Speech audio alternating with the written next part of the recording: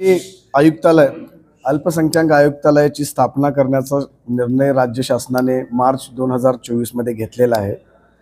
त्या अनुषंगाने 26 जून 2024 रोजी छत्रपती संभाजीनगर या शहरामध्ये हज हाऊसच्या इमारतीमध्ये आयुक्तालयाची सुरुवात झालेली आहे। राज्य शासनाने आयुक्त पदाचा अतिरिक्त कार्यभार माझ्याकडे सोपवला आहे आणि त्याप्रमाणे सर्व राज्यामध्ये शासनाच्या धोरणानुसार प्रत्येक जिल्हाधिकारी कार्यालयामध्ये अल्पसंख्याक कक्षाची स्थापना करणे हे पहिलं काम असेल। त्या अल्पसंख्याक कक्षामध्ये लोकांची नियुक्ती करणे, पदस्थापना करणे, तसेच जे मुख्यालय असेल आयुक्तालयाचे त्यामध्ये पण विविध अधिकारी कर्मचाऱ्यांची नियुक्ती करण्याबाबतचं काम आता आयुक्तालयाद्वारे करण्यात येत आहे। तर आयुक्तालयामध्ये मुख्यालयाच्या कार्यालयामध्ये एकूण 36 अधिकारी कर्मचाऱ्यांचे म्हणजे स्टाफिंग पॅटर्न आकृतीबंध सँक्शन केलेला आहे आणि 85 स्टाफ हा पूर्ण राज्यामध्ये वेगवेगळ्या अल्पसंख्याक कक्षामध्ये नियुक्त करण्याबाबतचा आकृतीबंध मान्य झालेला आहे। तर कोणतेही पद भरती करताना रिक्रूटमेंट रूल्स तयार करणं गरजेचं आहे। तर प्रत्येक पदाचं रिक्रूटमेंट रूल्स करायची पण प्रक्रिया शासन स्तरावर चालू आहे आणि त्या प्रक्रियेसाठी काही एका दिवसात होत नाही, कारण हे शासकीय कर्मचारी असल्यामुळे प्रत्येक रिक्रूटमेंट रूल्सला मान्य राज्यपालांच्यापर्यंत मान्यता घ्यावी लागते आणि मग जे कोणी कॉम्पिटंट अथॉरिटी असेल, जसं आता क्लेरिकल ग्रेडची पदं भरायची असतील तर आपल्याला MPSCला रिक्विजिशन पाठवावं लागतं। तर प्रत्येक पदाची ही RR फ्रेम्स होतील आणि त्याप्रमाणे पदभरती होईल। पण जोपर्यंत नियमित पदभरती होणार नाही तोपर्यंत शासनानं एक शासन निर्णय निर्गमित करून असा निर्णय घेतलेला आहे की जोपर्यंत रेग्युलर भरती होत नाही तोपर्यंत प्रतिनियुक्ती म्हणजे आपण डेप्युटेशनने म्हणतो, दुसऱ्या विभागामध्ये काम करणारे जे अधिकारी असतील त्यांना काही कालावधीकरता इथं प्रतिनियुक्तीवर त्यांची अपॉइंटमेंट करणे आणि ती आपण ॲडव्हर्टाइजमेंटसाठी प्रोसेससाठी आपण सामान्य प्रशासन विभागाला प्रस्ताव पाठवलेला आहे आणि पूर्ण नियमातील धोरणातील तरतुदीनुसार ती प्रक्रियाही चालू झालेली आहे। आणि जोपर्यंत प्रतिनियुक्तीनं अधिकारी मिळत नाही तोपर्यंत बाह्य स्रोत म्हणजे आउटसोर्सिंगद्वारे पद भरतीची पण आपण इन्स्ट्रक्शन दिलेले आहे, तर GR मध्येच आपण नमूद केलेलं आहे। आता आउटसोर्सिंगपर्यंत पण जोपर्यंत स्टाफ मिळत नाही तोपर्यंत प्रत्येक अल्पसंख्याक कक्षामध्ये जे काही जिल्हाधिकारी कार्यालयामध्ये उपलब्ध स्टाफ आहे त्यांच्याकडे अतिरिक्त कार्यभार देऊन म्हणजे ॲडिशनल चार्ज देऊन आपण हे अल्पसंख्याक कक्ष कार्यान्वित करण्याबाबतचे निर्देश मी सर्व जिल्हा नियोजन अधिकारी तथा जिल्हा अल्पसंख्याक अधिकाऱ्यांना जवळपास 1 महिन्यापूर्वी दिले होते। त्यांना डायरेक्शन दिले होते की 10 दिवसामध्ये प्रत्येक जिल्हाधिकारी कार्यालयामध्ये अल्पसंख्याक कक्षाची निर्मिती करून त्याचा अनुपालन अहवाल आयुक्तालयाकडे सादर करण्यासाठी आपण निर्देश दिले होते। आणि त्या अनुषंगाने मला आज सांगावंसं वाटतंय की राज्यामध्ये एकूण 31 जिल्ह्यामध्ये अल्पसंख्याक कार्यालयांची अल्पसंख्याक कक्षाची स्थापना झालेली आहे आणि त्याप्रमाणे अनुपालन अहवाल त्यांनी आयुक्तालय कार्यालय तसेच शासनाला सादर केलेला आहे। आणि आता आयुक्तालयाचं मुख्य जे कामकाज असणार आहे ते राज्य शासनाच्या अल्पसंख्याक विभागाद्वारे राज्यस्तरीय ज्या काही योजना आहेत अल्पसंख्याकाच्या उन्नतीसाठी, आर्थिक, सामाजिक, शैक्षणिक उन्नतीसाठी राज्य शासन जेवढ्या योजना राबवलं त्या सर्व योजनांची क्षेत्रीय स्तरावर कार्यक्षमरित्या अंमलबजावणी करण्याचं काम हे आयुक्तालयाचं असणार आहे। आजपर्यंत क्षेत्रीय यंत्रणा नसल्यामुळे या योजनांचे अंमलबजावणी आपण जिल्हाधिकारी कार्यालयातर्फे करत होतो आणि त्यामुळं स्वतःची विभागाची अशी यंत्रणा नसल्यामुळे या अंमलबजावणीमध्ये बऱ्याच मर्यादा येत होत्या। आपल्याला असं आढळून येत होतं की जेवढा अर्थसंकल्पीय तरतूद राज्य शासनाद्वारे केली जात होती शैक्षणिक योजनासाठी किंवा आर्थिक उन्नतीसाठी जेवढ्या काही योजना होत्या त्यामध्ये खर्च होत नव्हता। म्हणजे आपलं दरवर्षीचं ऑन अन ॲव्हरेज 60% बजेट खर्च होत होतं, बाकीचं खर्च हे लॅप्स होत होतं बजेट. आता अल्पसंख्याक आयुक्तालयाची स्थापना झाल्यामुळे या सर्व योजना आता आयुक्तालयामार्फत राबवण्यात येतील आणि आयुक्तालयाचा आणि क्षेत्रीय जे अल्पसंख्याक कक्ष जिल्हा स्तरावर आहे त्यांचा हा प्रयत्न राहील की ह्या योजनांचा लाभ शेवटच्या अल्पसंख्याक लाभार्थ्यापर्यंत जाईल, ही दक्षता.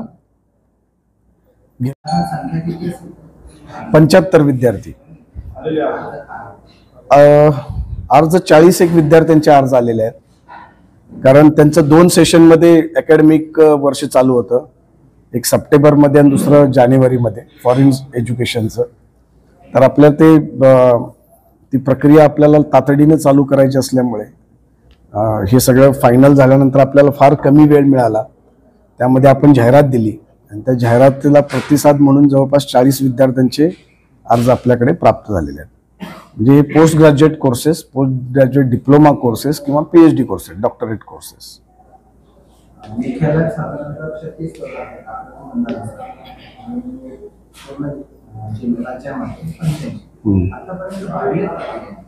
जसं मी तुम्हाला विस्तृतपणे सांगितलं की आता कमिशनर तर अपॉइंट केलेला आहे शासनानं, त्याच्यानंतर असिस्टंट कमिशनर मध्ये ॲडिशनल चार्ज दिलेला आहे आणि बाकीची जी पदं आहेत त्याच्यामध्ये 31 जिल्ह्यामध्ये तर मोस्ट ऑफ द अल्पसंख्याक कक्षामध्ये ॲडिशनल चार्ज दिलेले आहेत. कारण प्रतिनियुक्तीवर अजून तो प्रस्ताव आपण JD ला सादर केलेला आहे. मग त्याच्या प्रतिनियुक्तीचं पण धोरण आहे, त्याच्यामध्ये आपण जाहिरात देतो, जाहिरात देऊन आपण अधिकाऱ्यांचे अर्ज मागवतो आणि मग त्याच्यावर आपण निर्णय घेतो. तर त्या प्रोसेससाठी आपण थोडा कालावधी लागतो.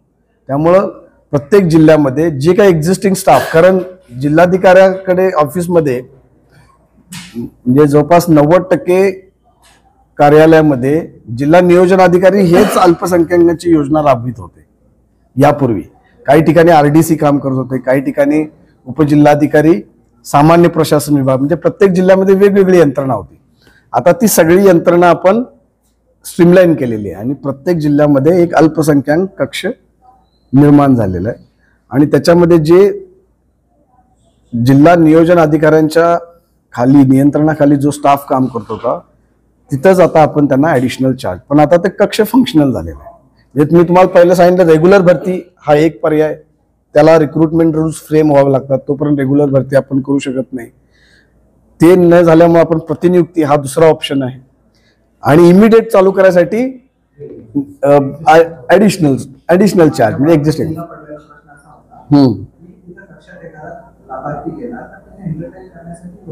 आहेत ना, आता कक्ष निर्माण झालेले आहेत. नाही नाही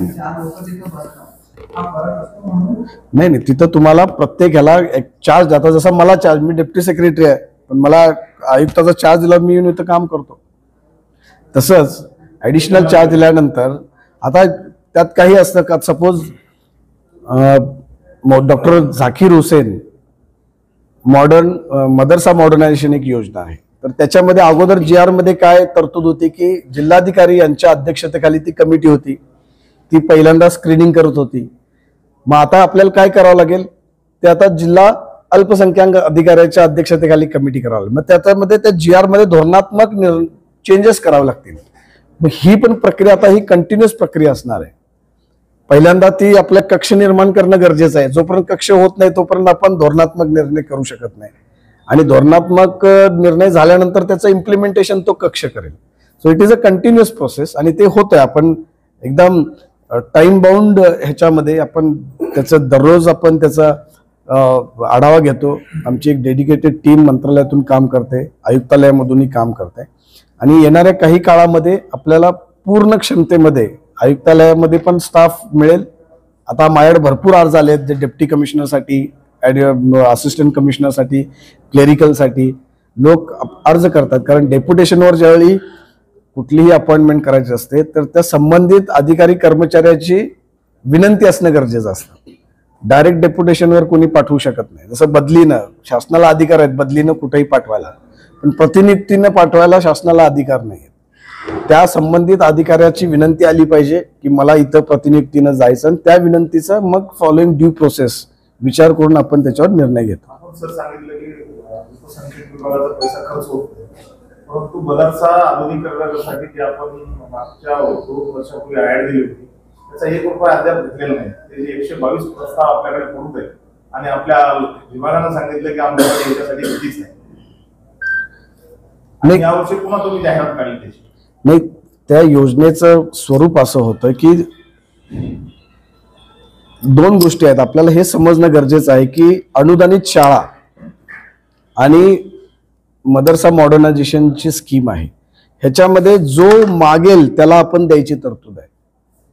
मदरसा मॉडर्नायझेशनचं स्कीमचं डिझाईन असं केलेलं आहे की इट इज नॉट कंपल्सरी किंवा त्याला अनुदान मिळालं म्हणजे दरवर्षी त्याला न काही अर्ज करता मिळतं असं नाही. दरवर्षी नाही. त्याच्यानंतर मी तुमच्या उत्तरावर येतो की आता कसं होतं की जी ओरिजिनल योजना होती ती त्या योजनेमध्ये 200 मदरसांना दरवर्षी द्यायचं अशी आपण काय प्रोजेक्ट केलं होतं, प्रोजेक्शन होतं की 200. पण 4 वर्षापूर्वी बघितलं तर त्यातले म्हणजे तरतूद शिल्लक राहत होती. 2 वर्षापूर्वी जर बघितलं तर त्या हेड खाली at the end of year तरतूद शिल्लक राहतो. पण गेल्या वर्षी इतक्या मदरसाने अप्लाय केलं की आपल्याला काही जिल्ह्यांच्या प्रस्तावांना फंड शेवटच्या ह्याच्यामध्ये उपलब्ध राहू शकला नाही.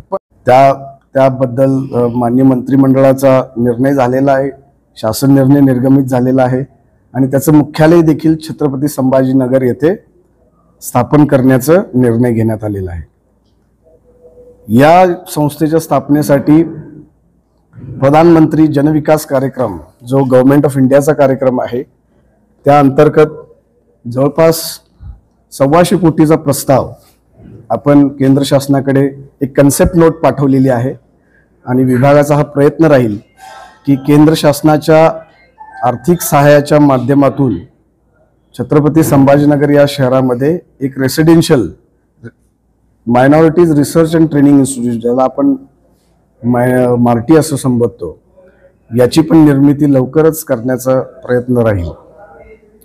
त्याबरोबरच आयुक्तालय तसेच वक्फ बोर्ड यासाठी प्रशासकीय इमारत अजून आपल्याला इथे मिळालेली नव्हती, तर त्या संदर्भात आमखास मैदानच्या आसपास जमीन आपण आयडेंटिफाय करत आहोत आणि तिथं एक प्रशस्त आयुक्तालय आणि वक्फ बोर्ड याची प्रशासकीय इमारत बांधण्याचा प्रस्ताव देखील सध्या विचाराधीन आहे.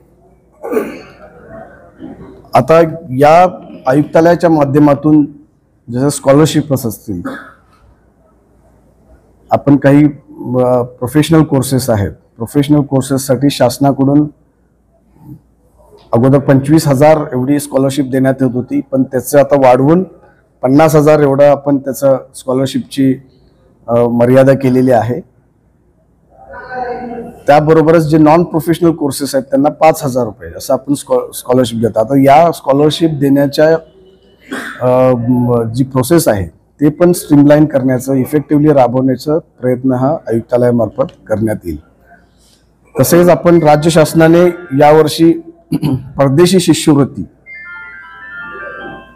जे विद्यार्थी जगभरामधील टॉप 200 QS रँकिंग असलेल्या विद्यापीठामध्ये ज्यांचं ॲडमिशन होईल, ज्यांना ऑफर लेटर मिळेल, अशा विद्यार्थ्यांना दरवर्षी जवळपास 40 लाख रुपये प्रति विद्यार्थी प्रतिवर्ष एवढी परदेशी शिष्यवृत्ती देण्याचा निर्णय घेण्यात आलेला आहे. त्याबाबत GR आता निर्गमित केलेले आहेत. अगोदर ती 27 संख्या होती, तेच आता कॅबिनेटनं त्याला वाढवून 75 केलेले आहे. म्हणजे दरवर्षी 75 विद्यार्थ्यांना वेगवेगळ्या कोर्सेससाठी आणि प्रत्येक अल्पसंख्याकांमध्ये प्रत्येक समुदायासाठी म्हणजे 7 धर्मातील लोकांचा अल्पसंख्याकांमध्ये समावेश होतो. त्या सर्व 7 धर्मातील लोकांसाठी आपण 75 विद्यार्थ्यांना दरवर्षी 40 लाख एवढी स्कॉलरशिप देण्याचा निर्णय घेतलेला आहे आणि त्याची अर्ज मागवण्याची प्रक्रिया ही आता गेल्या आठवड्यामध्ये 6 तारखेला संपलेली आहे. आणि आयुक्त समाज कल्याण, कारण ज्यावेळी तो निर्णय झाला मार्चमध्ये GR ज्यावेळी आला त्यावेळी अल्पसंख्याक आयुक्तालय निर्माण झालं नव्हतं, त्यामुळं त्या स्कॉलरशिपचं अंमलबजावणी करण्याची जबाबदारी आपण समाज कल्याण आयुक्ताकडे दिली होती, त्या कार्यालयाकडे. तर त्यांच्या अध्यक्षतेखाली एक स्क्रीनिंग कमिटी आहे. ते स्क्रीनिंग आलेले अर्ज प्राप्त करायचं तेही कामकाज आता पूर्ण झालेलं आहे आणि त्याच्यावर ते विद्यार्थी जे लाभार्थी असते, पात्र विद्यार्थी, त्यांना आयडेंटिफाय करून त्यांना स्कॉलरशिप घोषित करण्याची ही प्रक्रिया लवकरात लवकर करण्यात येईल. तो ये तो ठड़क सर, अल्पसंख्यक आयुक्तालय शहर में शुरू हो चुका है, इसका दफ्तर भी चालू हो गया है. ये जो स्कीमात है इसके संदर्भ में बताइए क्या क्या अमलबजावनी हो रही है मानव समाज के विकास के लिए. तो गवर्नमेंट के पॉलिसी के मुताबिक अल्पसंख्यक आयुक्तालय की यहाँ पे उद्घाटन 26 जून 2024 को हो गया है. उसके बाद में मुख्यालय यहाँ पे शुरू कर दिया है हज हाउस में. फिर पूरे महाराष्ट्र में 31 जिलों में अल्पसंख्यक कक्ष की स्थापना हुई है हर एक जिलाधिकारी कार्यालय में. और वहाँ पे जो मौजूद जो कर्मचारी लोग हैं उनके पास एडिशनल चार्ज देके वो अल्पसंख्यक कक्ष जो है वो कार्यान्वित किया गया है. और अल्पसंख्यक विभाग की जितनी सारी योजनाएं रहेगी अभी उसका पूरा अमलबजावनी जो है ये आयुक्तालय और अल्पसंख्यक कक्ष के माध्यम से हो जाएगा. तो ये कौन कौन से जिले में अभी स्थापन किया गया है और अभी कितने जिले बचे हुए?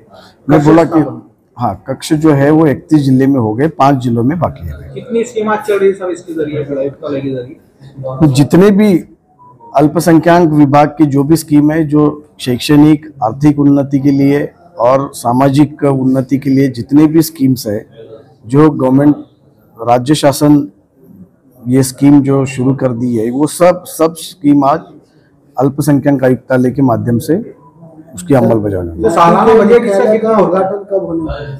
किस चीज का? मार्ग के मुख्यालय का नहीं, अभी उसका जो स्टाफिंग पैटर्न है वो सैंक्शन किया है. अभी उसका मुख्यालय का कार्यालय के लिए जो जगह है वो आइडेंटिफाई करने की कोशिश चल रही है.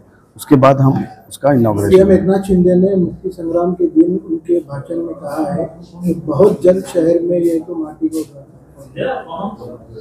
वही ना, अभी वही बोल रहा हूँ कि उसके कार्यालय के लिए जगह आइडेंटिफाई करने की कोशिश चल रही है. जैसे ही वो हो जाता है तो उसका शुरुआत होगी. आपके माध्यम से कौन सी स्कीम अभी लॉन्च होने वाली है?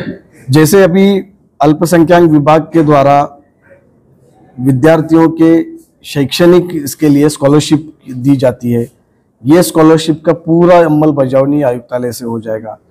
फिर जैसे डॉक्टर जाकिर हुसैन मदरसा मॉडर्नाइजेशन स्कीम है, अल्पसंख्यक शैक्षणिक संस्था जो है, कॉलेजेस है, उनको अनुदान देने की जो स्कीम है, ITI ट्रेनिंग, फिर पॉलिटेक्निक में जो ट्रेनिंग है वो करने का, जो माइनॉरिटीज गर्ल्स के लिए हॉस्टल्स है वो स्कीम्स है. महिला बचत गट को जो हम अनुदान देते हैं, उनको सुविधा देते हैं, उसकी अमलबजावनी करना, प्लस जो स्किल डेवलपमेंट की जितने भी सारी स्कीम्स है वो सब स्कीम्स का अमलबजावनी अभी ये अल्पसंख्यक आयुक्तालय के माध्यम से होगी. मौलाना आजाद फाइनेंस कॉर्पोरेशन का भी कहा है सर आपने, क्या स्कीम है आप लोग दे सकते हैं? मौलाना आजाद फाइनेंस कॉर्पोरेशन ये लोन देता है. लोन के 3 स्कीम्स है उनके.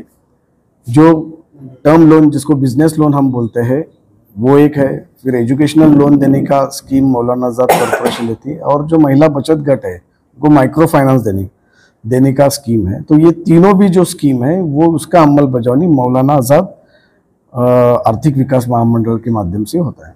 सर बजट कितना आता है? कुल सालाना बजट कितना है?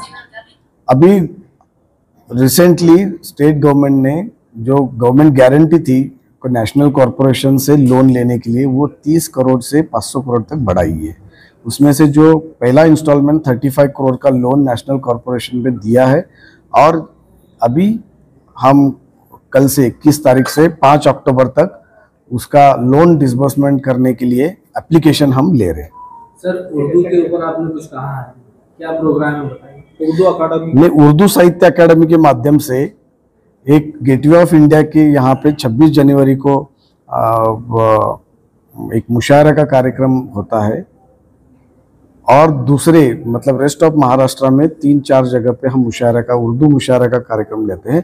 तो इस साल हमारी कोशिश है कि छत्रपति संभाजी नगर में ये मुशायरा का कार्यक्रम प्लस जर्नलिस्ट का वर्कशॉप और जो भी दूसरे एक्टिविटीज़ जो उर्दू एकेडमी के माध्यम से लिया जाता है, प्लस अपने अल्पसंख्यक की जितनी सारी योजना है उसका प्रचार और प्रसिद्धि करने का भी काम छत्रपति संभाजी नगर में शायद अक्टूबर के फर्स्ट वीक में लेने का हमारा कोशिश है।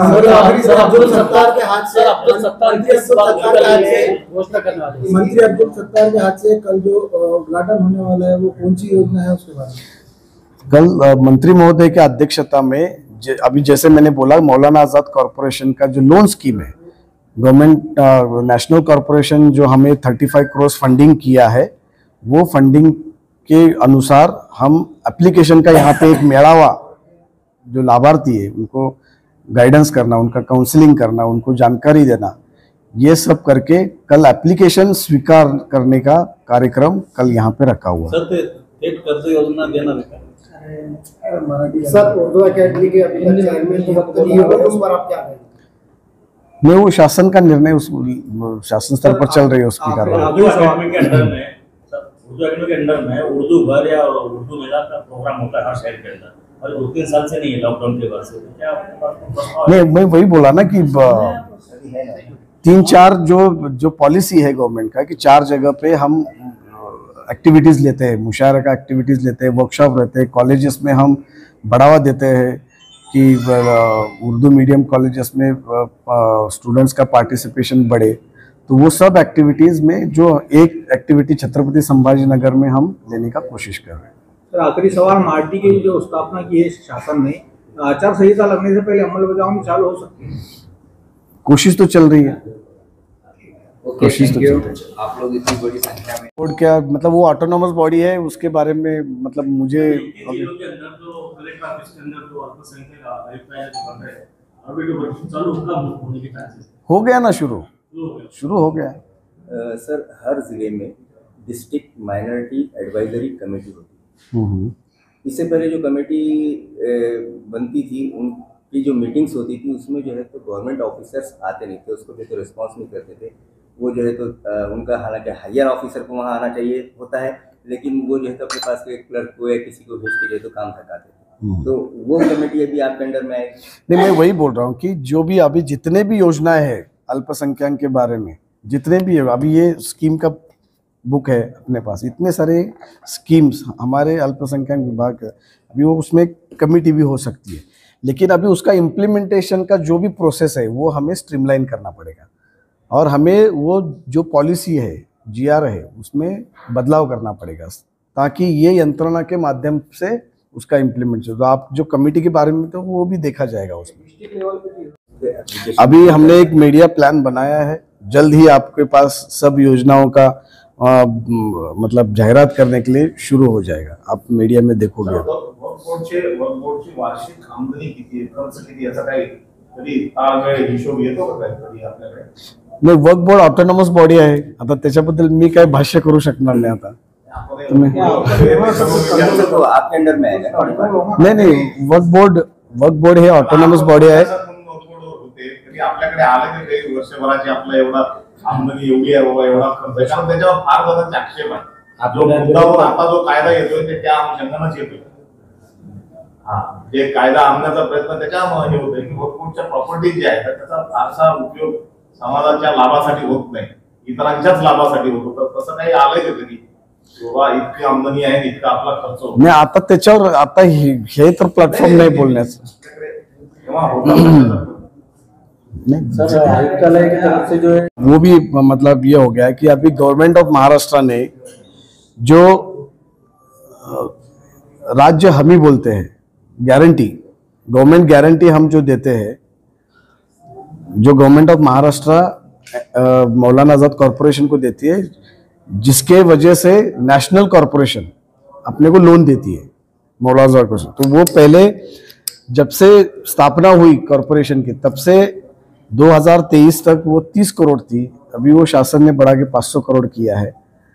तो इससे मौलाना आजाद कॉरपोरेशन को नेशनल कॉरपोरेशन से 500 करोड़ तक लोन मिल सकता है, जो कि अल्पसंख्यक जो लाभार्थी रहेंगे जिनके लिए टर्म लोन यानी बिजनेस लोन या एजुकेशन लोन या माइक्रो फाइनेंस लोन, महिला बचत गट के लिए माइक्रो फाइनेंस लोन 500 करोड़ के मर्यादा तक हम दे सकते हैं।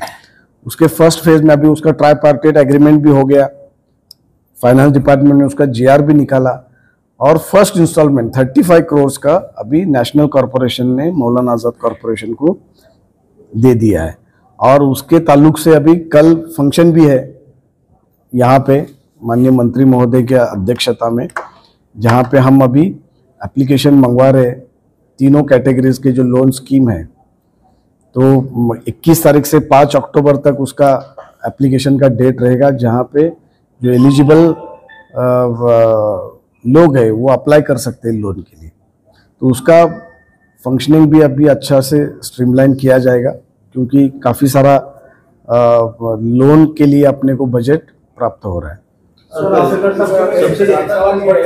सबसिडी लोन त्यांनी बंद केलं, व्याज परतावा योजना त्यांनी चालू केलेली मंडळात, तर अजून 1.5-2 लाखाच्या वर लोनच देत नाही, त्यामुळे नाही आपल्याला तेच मी सांगितलं ना, 30 कोटी मध्ये आपल्याला फार मर्यादा येत होत्या। मग जनरली कसं व्हायचं की थिन स्प्रेडिंग व्हायचं, म्हणजे समजा एकानं 5 लाखाची मागणी केली तर 5 लाख एकाला देण्यापेक्षा 2-2 लाख 2 लोकांना द्यायचं, असं कार्यपद्धती होती। पण आता आपल्याला भरपूर फंड मिळणार असल्यामुळे जेवढी त्यांची गरज आहे, समजा एक एज्युकेशन लोन घ्यायचं आहे, त्याला 20 लाख रुपये खर्च आहे मेडिकल प्रोफेशनल कोर्सेससाठी, आणि जर त्याला आपण तेवढी अमाऊंट देऊ शकलो नाही तर त्याचा काही फायदाही होणार नाही। पण आता आपल्याला लोन अमाऊंट जास्त मिळाल्यामुळे आता प्रत्येकाला जेवढं लागेल तेवढं आपण लोन देण्याची, म्हणजे त्या नियमामध्ये जे काही अटी शर्ती असतील त्या स्कीमच्या त्याप्रमाणे